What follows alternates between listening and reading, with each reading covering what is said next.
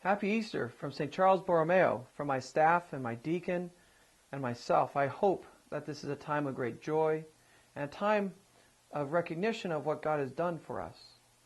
Let us read from the Gospel that we have on Easter Sunday, that we hear every year from the Mass during the day.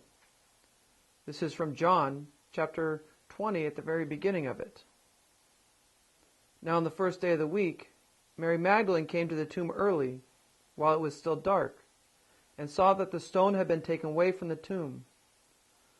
So she ran and went to Simon Peter and the other disciple, the one whom Jesus loved, and said to them, "They have taken the Lord out of the tomb, and we do not know where they have laid him." What a hard position for Mary Magdalene to be in. The great sorrow, seeing that someone had robbed the tomb. But interestingly, I think in our own life, when we go through struggle, we don't see the hope. We just see the darkened tomb. And unless we look in and see that Jesus has risen, we forget that he has already fought the battle for us.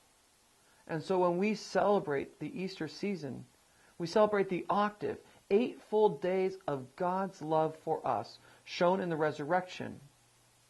So much so that Peter and the beloved disciple run to the tomb, and they look inside and they see that the linen cloth lying and the napkin which has been on his head, not lying with the linen cloth, but rolled up in a place by itself.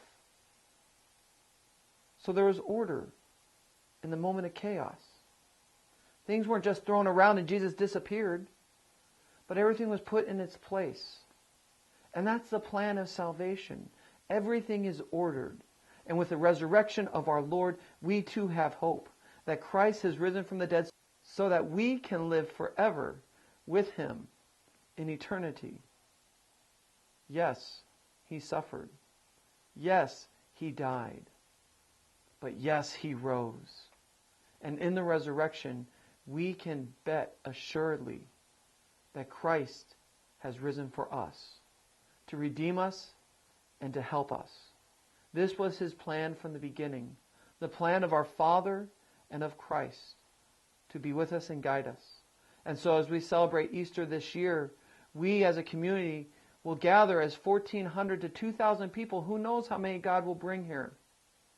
But we will shout with joy and rock the neighborhood because God has risen. Christ, who is one of us, has taken his place. And so, may you have a very happy and holy Easter and take time to reflect on the great gift of salvation.